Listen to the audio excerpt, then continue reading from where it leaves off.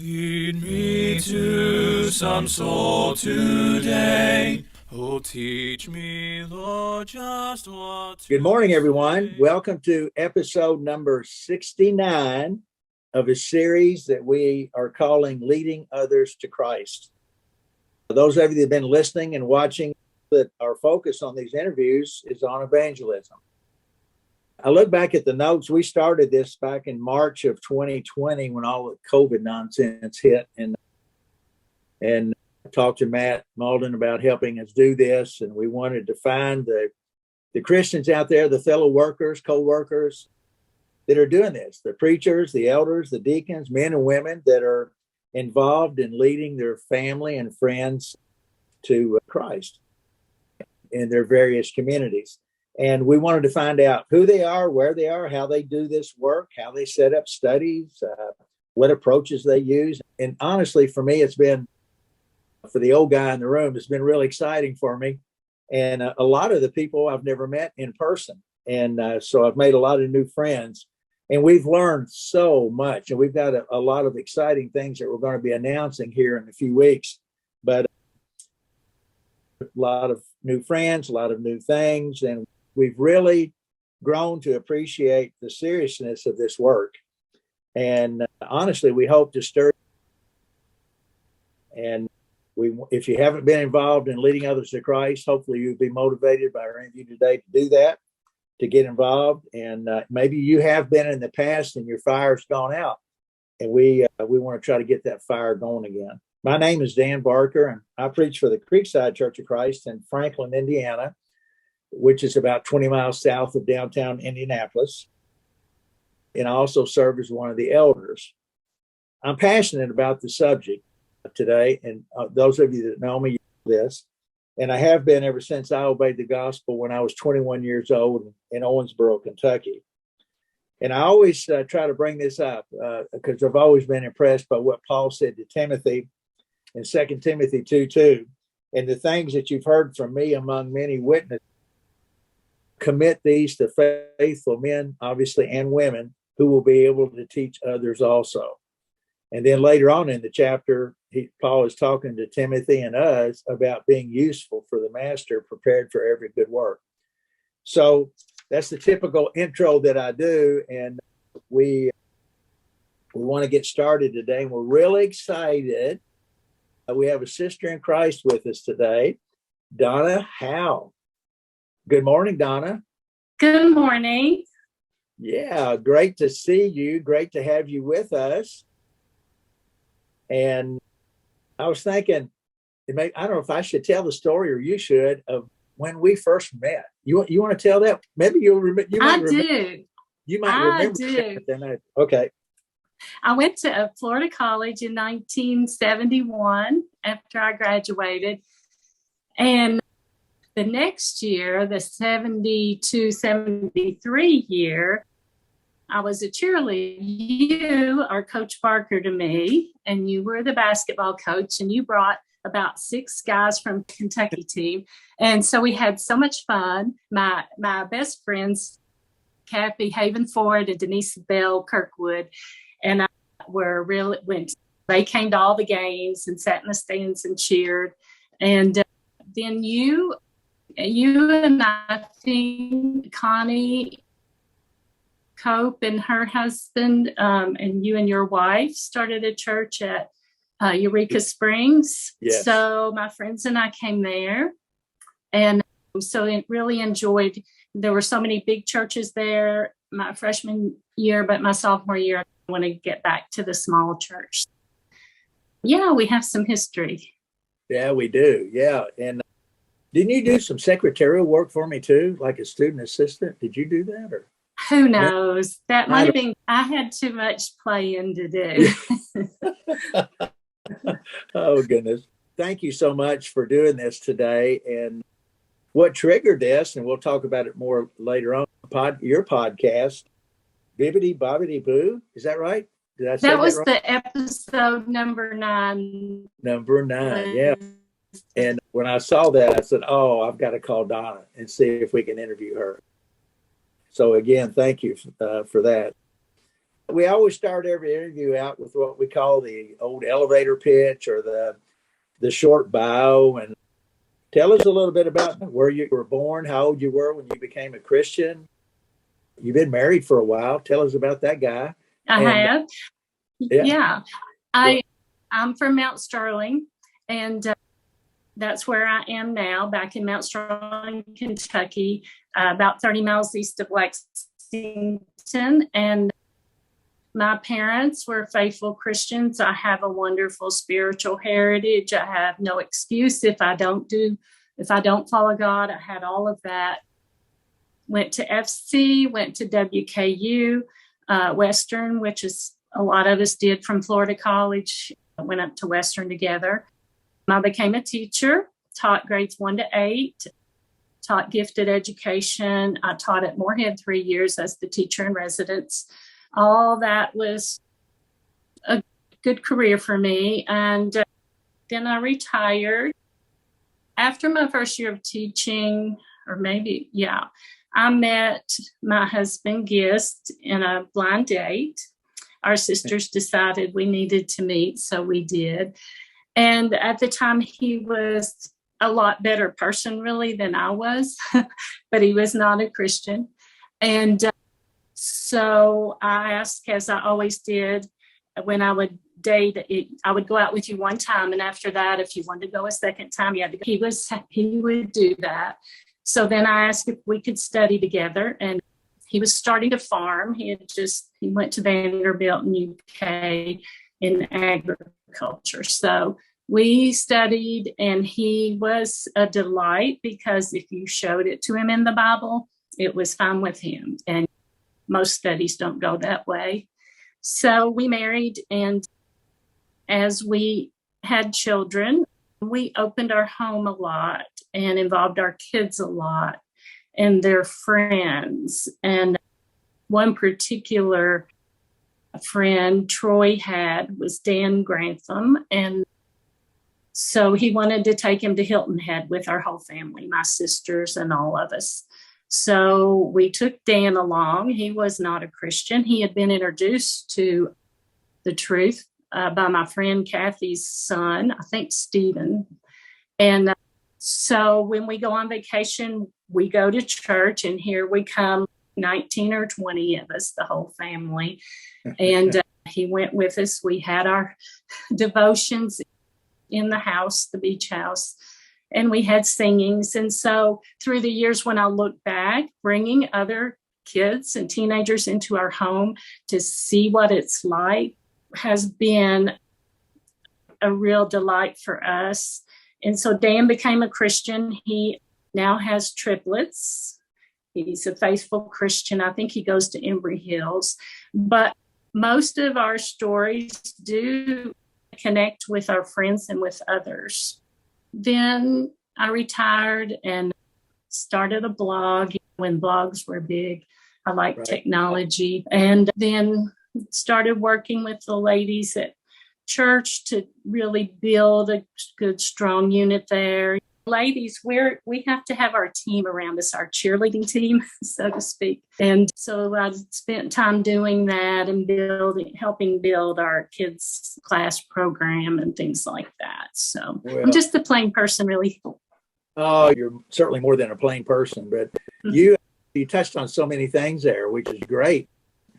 Growing up I was going to look this up and I forgot to, but you have any idea how many people live in Mount Sterling now? It's small, but we're close to Lexington, so we have access. Mm-hmm. Right. That's been one of the fascinating things about doing this podcast is that we've interviewed people from New York City to Tampa, state of Washington to San Francisco, all over Texas, and the Lord's work is the same, but it's really different from the standpoint of what evangelism is like because of the community that the congregation it's different. We've lived in Kentucky, then we went to Louisiana, then we went to Florida, then we went back to Kentucky, and then now we're in Indiana. And every place you go, it's different. And that's one of the challenges in evangelism. It's because maybe something that works in small town Franklin or small town Mount Sterling would not work in New York City, or vice versa. And I think what's fascinating is your whole story of all the teaching, and I've heard reports of you in the past what a good teacher you were and are, and I'm proud of you for that. But I think when we were talking the other day, you made a statement that I wrote down. Let's just jump on this right now. We were talking about things that work in evangelism, and you say, I know a lot of things that don't work. I do. Yeah, And yeah. I started listening. Sometimes you have to work within your congregation. If you don't have peace and all of that, you can't really look out. But we were at a place where we were at peace. My husband is an elder now. He preached for several years. And so when I started listening, I think it was in the fall of last year, and the pandemic was waning, but still there. And I started listening, and I knew some of the people that you interviewed, and I didn't know some, but I'm going to tell you that touched me so much. And I would end a lot of those walking around with my headphones, taking my walk, and I would end in tears. And I just love conversion stories. And I was so touched by so many of these. And so I got this kind of passion about I'm going to get refocused. We need to look out more. And so I started, like you said, writing notes. In January and February of this year, I decided to go back and listen and get some of the tools that some of the people had talked about. They talked about what they use when they sit down. And I had a couple, but I gathered 4 of the best from those that I heard from you. And my son had used one of those as well. And I made a pack, put some things in there, a brochure about our congregation. And so when we had our ladies class, we have once a month in different homes, and I passed those packets out, and I'm like, here's some tools. So we can't say we don't have the tools if you need them. And so then talking to guests, it's nice to be married to an elder if you have lots of ideas, because he has to listen. And our sweet preachers. So we decided that our theme was going to be this year, evangelism, sharing the good news. Good. And yes, and this is all due to your program. And then in January, our preacher decided, okay, we'll do one thing a month. He's not like me. I want to jump in and do everything at once, but he's wiser. And so in January, we prayed, and we had a meeting of what Gist calls the core, the people that show up, the pillars of the church you always have that core. In small churches, it's smaller. But we listened to ideas and shared and got some good ideas. And then in February, we did what we called build a bag. Downstairs, we just fixed a couple of tables, laid out some tools that you can use when teaching. Bibles, we got Bibles. We put in our brochure with a QR code that would take you to our website, those kind of things. And so we ask each person to share that bag with at least one person. And when we have a guest, we put some things in there. If they bring children, a little Bible storybook, coloring pages, and we can give that to them at the beginning of the service. And there they have their Bible, and they have some things for their kids. So we did the little bag thing. Gist made a list and really started refocusing on some people that had been encouraging to come. But one gal, she sits with an older man at church, and she had been to church, but she had 2 little ones. And of course, we say that, Fred, why don't you just have a study with her if she would? So when he goes to visit once a week now, she studies with him. So we all looked at different ways that we might approach this, thanks to you, thanks to your program and all the people that have shared. March, we did a Bring a Friend, which I did my podcast about. April, 2 of our teachers, lady teachers, went to the public library, and they said, can we have the meeting room? We have a nice, fairly new library. And they advertised and had a class for kids, a Bible class, and they did a craft. And so they're hoping to continue that. So that was cool. And we started adding clips of our sermons, we have the live stream and then we have the video, but we started adding just a little 40-second clip. And I have some on our webpage, on our church page, our church Facebook page. Okay. And in May, Sunday, we're having a singing, and we've advertised it quite a bit in the paper and social media at Cane Ridge Meeting House, where the Great Revival was. And so we're hoping people will just want to come and just sing like they used to. A cappella singing in this place with things in mind, but it's been great to just get some different ideas. Yes, yeah. That's fascinating. That's so good. And one of the things that I've noticed over the years is that, and I've mentioned this in a few of the podcasts, the role of women. And certainly we understand in Scripture, in our public worship, the restrictions that are placed there upon women. But there's nothing that restricts women from going out and leading others to Christ. And just the things that you were talking about with the ladies getting together once a month and coming up with ideas. And because Donna could set up a Bible study with a lady there in Mount Sterling that Dan Barker can never get a study with, and because they wouldn't feel comfortable. But I think that's one of the things that we're trying to do when we have the opportunity is try to stir the women up from the standpoint of realizing what potential that they have. Think about the ones that the school teachers, the parents, the PTAs, I guess they still have those, but all the clubs and the things, the kids that are in and all the contacts. And I've had people say to me before, I had a sister one time say to me, I don't know anybody outside the church.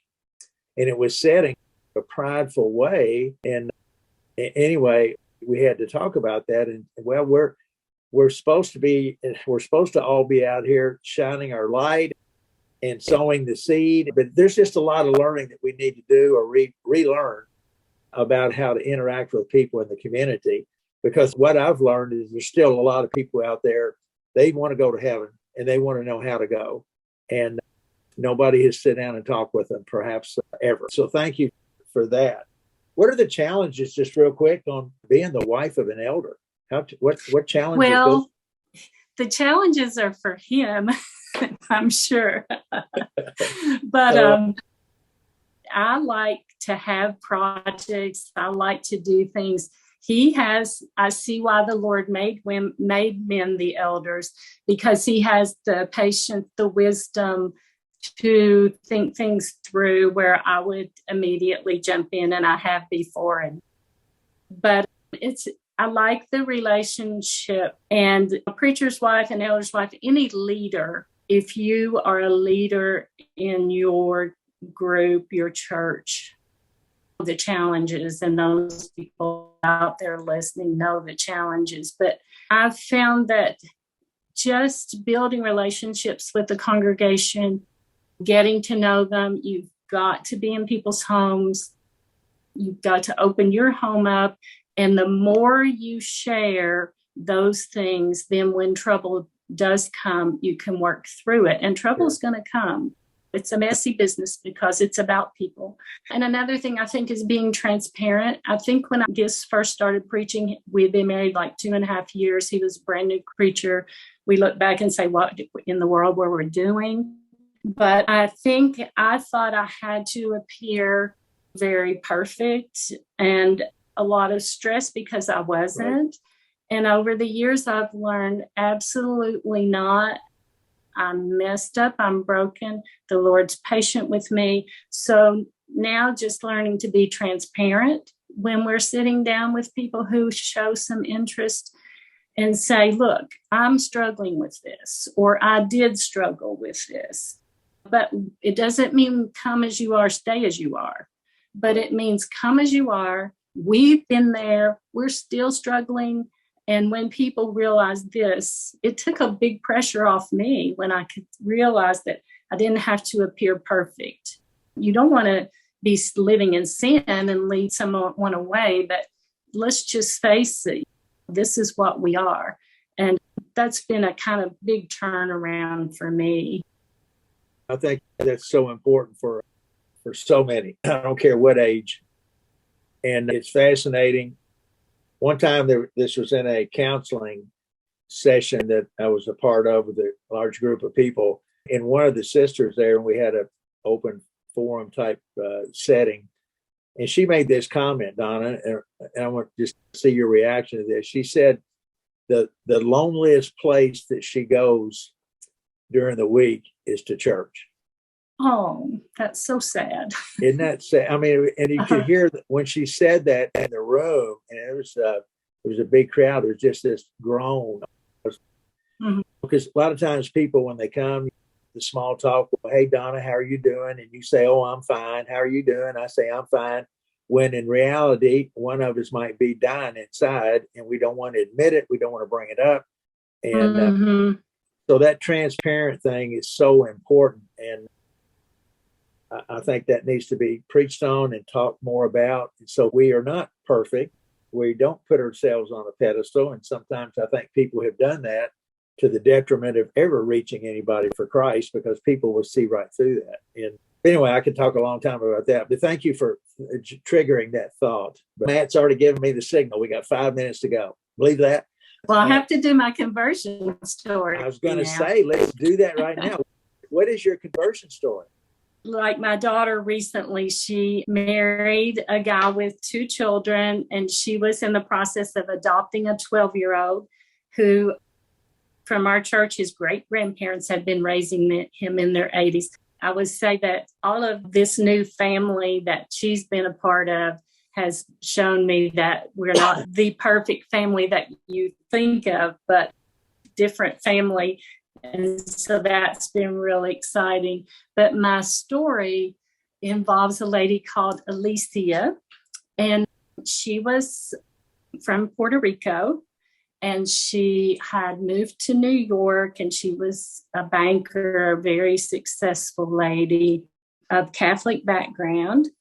And she lost her husband, of course, unexpectedly, and very difficult time for her. So she went back to Puerto Rico, and she was really depressed and even thinking of just dark thoughts of what she might do. And she was on her balcony, if I'm telling it correctly, and she met a lady there who said, come to Our Lady's Bible study in Puerto Rico. What could that have to do with me? Again, it's our family thing. Clark, my youngest son, had gone to church in Zephyr Hills when he was at FC and met, I think it's Jim and Anna Holt, who had recently moved to Puerto Rico to work with the church there. And the ladies told him about a lady who was coming to their ladies' Bible study, but she didn't want to come to church. And she was moving to Mount Sterling, Kentucky, and they had remembered Clark, who was very active there, and that he was from Mount Sterling, Kentucky. Now, this is the Lord working here. Yes. And so Clark got a hold of his dad, because Clark was still down in Florida at USF. And Gis told them, yes, he called them or whatever and said, yes, we have ladies study. They have it once a month, and they would love to have her. And my wife would love to pick her up and all of this. We didn't hear anything for a year or so. And finally, someone called us and said, she's ready. So I met her at our church building parking lot, and she started going to ladies' Bible class with us. Now, after a couple years, Gist and I would go over a couple times and want to talk to you about baptism, just read you the passages. Yeah, I'll think about it. I was picking her up in the church parking lot, and I said, Alicia, you see this building right here? These ladies, and this is where this transparency and laying out who you really are in ladies' Bible class should be coming. So she knew the ladies. I said, the same people that come to our ladies' class come right here on Sunday. Won't you come to church? She said, okay. So she started coming to church. So after another maybe year or so, and listening to the Bible classes and the study, she was baptized. And of course, I was all weepy. But it's a team. That's my point is it's like a network.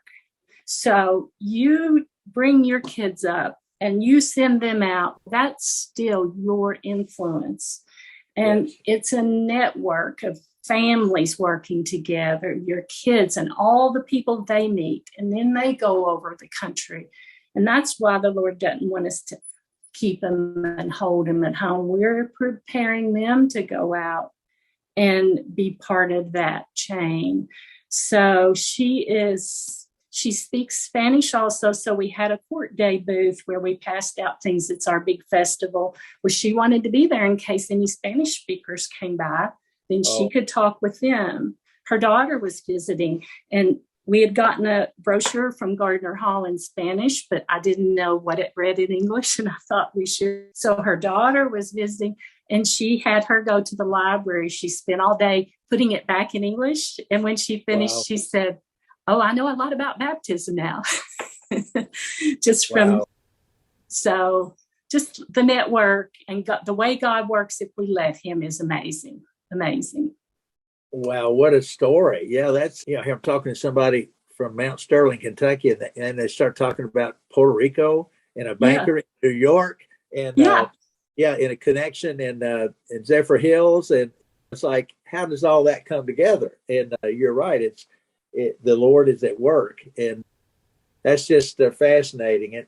And that's why we need to keep hearing these stories, because it triggers thoughts. Who do we know that I might be able to plant a seed, but I might know you in Mount Sterling, and then I know somebody else in Mount Sterling, and I try to connect you up somehow. There's just so many creative things that we can do if we just think outside the box a little bit. But that is so good.